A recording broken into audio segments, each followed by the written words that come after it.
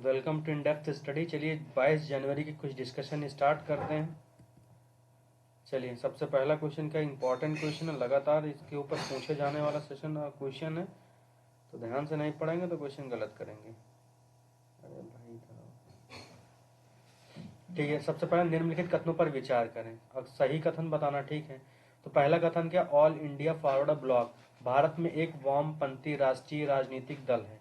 दूसरा क्या है, ऑल इंडिया फॉरवर्ड ब्लॉक 1939 में भारतीय राष्ट्रीय कांग्रेस के बाहर एक गुट के रूप में उभरा जिसका नेतृत्व सुभाष चंद्र बोस ने किया। तो इसका कौन सा सही होगा?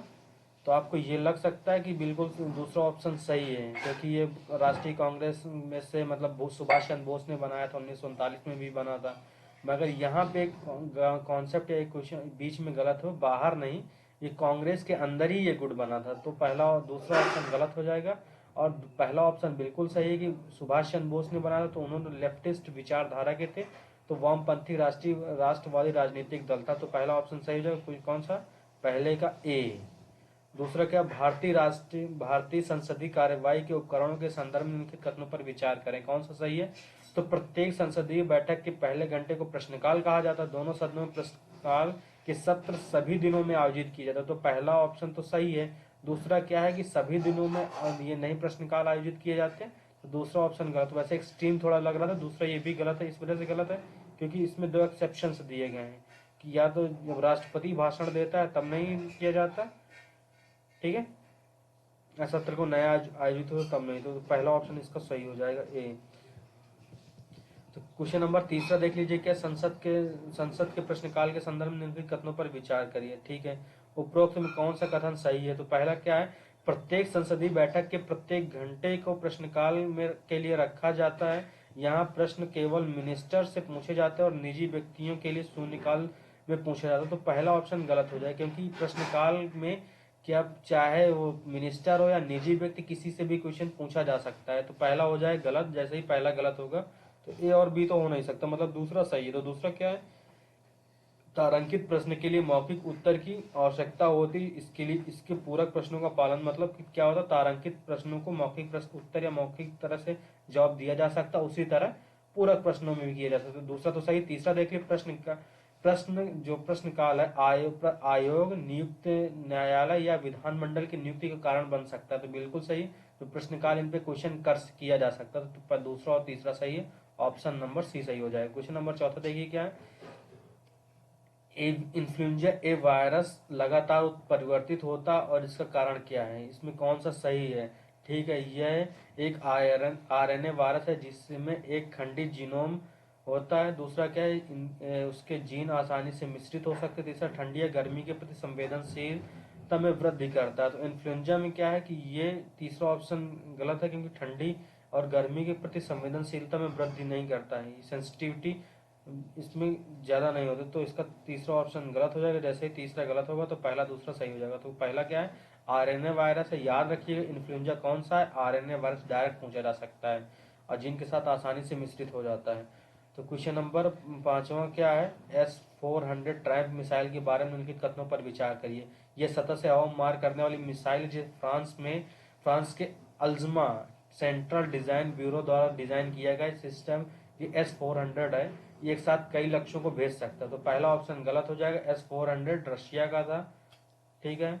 और दूसरा है क्या कि एक साथ कई लक्ष्य, बिल्कुल ये एक एयर प्रतिरोधी मतलब एयर डिफेंस सिस्टम है, जिसमें कोई भी अगर वायुयान या कुछ भी आता हमारी टेरिटरी में तो मिसाइल एक साथ कई मिसाइल दाग के उसको नष्ट कर सकता है। तो दूसरा ऑप्शन बिल्कुल सही है, ऑप्शन नंबर बी सही हो जाएगा। क्वेश्चन नंबर 9 क्या है, काटसा या काउंटिंग अमेरिका के सलाहकारों के माध्यम से प्रतिबंध अधिनियम संयुक्त राज्य अमेरिका को स्वीकृत संस्थाओं के साथ महत्वपूर्ण रक्षा और ऊर्जा करने वाले किसी भी देश पर प्रतिबंध लगाने को सक्षम बनाता है। तो सबसे पहला क्या, रूस और इराक, फिर उत्तर कोरिया। तो आपको पता है कि इराक नहीं, यहाँ पे ईरान होना चाहिए, थोड़ा कंफ्यूजन पैदा करने के लिए किया गया। तो दूसरा ऑप्शन जैसे ही कट करेंगे तो पहला तीसरा हो जाएगा।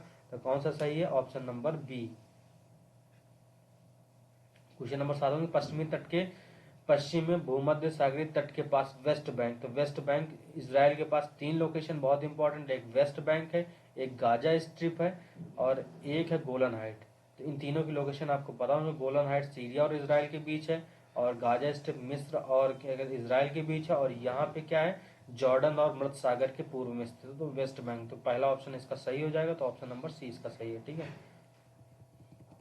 यमुना नदी के बारे में निम्नलिखित कथनों पर विचार करें। तो यमुना नदी है, इसमें कौन सा सही होगा? तो यमुना नदी गंगा नदी की प्रमुख सहायक नदी, तो पहला बिल्कुल सही है, पहला यहाँ पे सब में दिया है, तो पहला देखना ही नहीं। दूसरा का, यह उत्तराखंड के उत्तरकाशी जिले के उत्तर हिमालय से के मसूरी रेंज में बंदरपुर चोटियों के पास से यमुनोत्री ग्लेशियर से निकलती है, तो दूसरा ऑप्शन बिल्कुल सही, पहला भी सही है। उत्तराखंड, हिमाचल प्रदेश, हरियाणा और दिल्ली से बहने के बाद उत्तर प्रदेश के प्रयागराज में संगम पर गंगा से मिलती है, तो तीसरा ऑप्शन भी सही है। इसका क्या हो जाएगा? Option number D, 1 2 3। Question number 9 देखिएगा, निम्नलिखित में कौन सा संरक्षित क्षेत्र संरक्षण के लिए माना जाता है और भारत में भारतीय स्टार्ट कछुआ के लिए एकमात्र पुनर्वास केंद्र का नाम है क्या? तो चिनार वन्य जीव अभ्यारण्य। ठीक है। नौरादेई मध्य प्रदेश, फांगसद नागालैंड, नेत्रावली असम। तो उसके बाद 10वां क्या है? 10वां क्वेश्चन देखिए, सेमेरू एक सक्रिय ज्वालामुखी है जिसको हाल ही में विस्फोट हुआ है। यह क्या? यह जावा इंडोनेशिया के द्वीप में सबसे ऊंचा पर्वत है। तो दोनों बोथ ऑप्शन सही, पहला और दूसरा सही है। क्वेश्चन नंबर 11 देखिए, अनुसूचित वाणिज्यिक बैंक एनपीए को निम्नलिखित के में से किस माध्यम से पुनर्प्राप्त किया जा सकता है? तो आपको तीन, जैसे डीआरटी ऋण वसूली अधिनियम, सार्फेसी अधिनियम, आईबीसी, ये तीन तो आपको पता है, तो आपको सी और डी में कंफ्यूजन हो सकता है, तो इसका ये भी याद रखिए कि लोक अदालतें भी सही है, तो ऑप्शन नंबर डी सही है इसका। ठीक है। क्वेश्चन नंबर 12 देखिए, विगत 5 वर्षों के लिए निम्नलिखित क्षेत्रों में सब्सिडी पर दिए गए सरकारी व्यय को घटते क्रम में व्यवस्थित कीजिए, चयन कीजिए। तो खाद्य सब्सिडी, आपको पता है खाद्य में सबसे ज्यादा सब्सिडी दी जाती है, तो दूसरा जहां दिया तो पहला हो नहीं सकता, डी हो नहीं सकता। खाद्य के बाद उर्वरक, क्योंकि पेट्रोलियम सब्सिडी कम होती जा रही है, तो इसमें क्या है, इसके बाद दूसरा के बाद पहला कौन सा? तो ऑप्शन नंबर बी हो जाएगा। ठीक है। तो क्वेश्चन नंबर 13 देखिए, ग्रेट इंडियन बस्टर्ड के बारे में निम्नलिखित कथनों पर विचार करें। और ये क्या है? ये भारत के सबसे भारी उड़ने वाले पक्षियों में से एक है और वन्यजीव संरक्षण अधिनियम के तहत इन्हें संरक्षित किया गया। आयुसीएन में कौन सा है? Critically endangered. तीसरा क्या? हाल ही में लाइव टेंशन तारों से टकराकर ग्रेट इंडियन बस्टर्ड की जो प्रमुख मृत्यु का कारण यही, तो तीनों ऑप्शन इसके सही है, पहला, दूसरा, तीसरा। ऑप्शन नंबर डी सही है, सही है, सही है। क्वेश्चन नंबर 14 देखिए, शहरी ऊष्मा द्वीप यूएचआई के बारे में निम्नलिखित कथनों पर विचार कीजिए। उपयुक्त में से कौन सा कथन सही है? एक शहरी ऊष्मा द्वीप एक शहरी क्षेत्र होता है जो मानवीय गतिविधियों के कारण अपने आसपास के ग्रामीण क्षेत्रों की तुलना में काफी गर्म होता है। दूसरा का, शहरी ऊष्मा द्वीप का प्रभाव रात के समय की तुलना में दिन के समय अधिक गंभीर होता है। तीसरा का, यूएचआई वायु प्रदूषण को कम करता है जिससे ओजोन जैसे प्रदूषकों का उत्पादन बढ़ता है और जल की गुणवत्ता घट जाती है।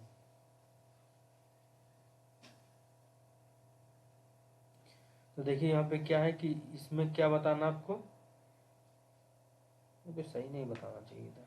एक शहरी उष्माद्वीप शहरी उष्माद्वीप एक शहरी क्षेत्र है जो मानवीय गतिविधि के कारण अपने आसपास के ग्रामीण क्षेत्रों की तुलना में काफी गर्म होता है, तो पहला ऑप्शन बिल्कुल सही है, तो सी हो नहीं सकता। ठीक है।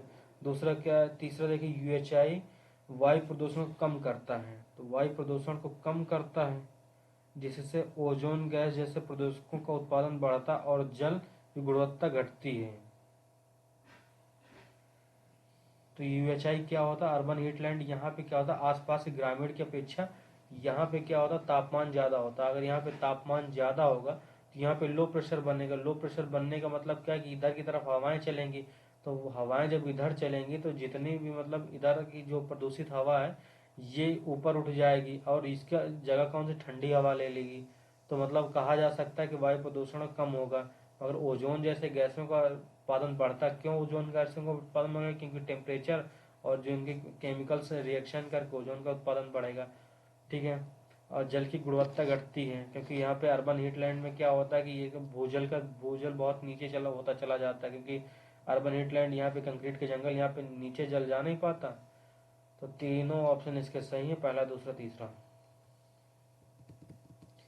क्वेश्चन नंबर 15 देखिए, क्या संयुक्त राष्ट्र सुरक्षा परिषद के बारे में लिखित कथनों पर विचार करिए, कौन सा सही है बताना है। संयुक्त राष्ट्रों के लिए बाध्यकारी संकल्प जारी करने का अधिकार या वाला यह संयुक्त राष्ट्र का एकमात्र निकाय है, तो बिल्कुल सही कि यूएनएससी, मतलब यूएनएससी के बारे में बताना है। जितने भी यूएन के सदस्य जितने भी इसमें संस्थाएं हैं यूएन की, उनमें सिर्फ एक यही संस्था है जो बाध्यकारी संकल्प जारी कर सकती है। तो पहला ऑप्शन सही, जहां पहला नहीं उसे कट कर दीजिए। इसके बाद क्या, यूएनएससी के सभी फैसलों को लागू करने के लिए संयुक्त राष्ट्र महासभा द्वारा अनुमोदित होना चाहिए। तो अगर ऐसा कुछ होता तो यूएनएससी की पावर नहीं कम हो जाती। तो दूसरा ऑप्शन तो वैसा भी नहीं होगा, दूसरा नहीं होगा तो पहला भी नहीं हो सकता है। तो इसका मतलब है तो तीसरा देख लीजिए, संयुक्त राष्ट्र के सदस्य राज्यों के रूप में प्रवेश के लिए नए राज्यों की सिफारिश करता है। तो बिल्कुल सही है। और वन और three. Thank you for discussion.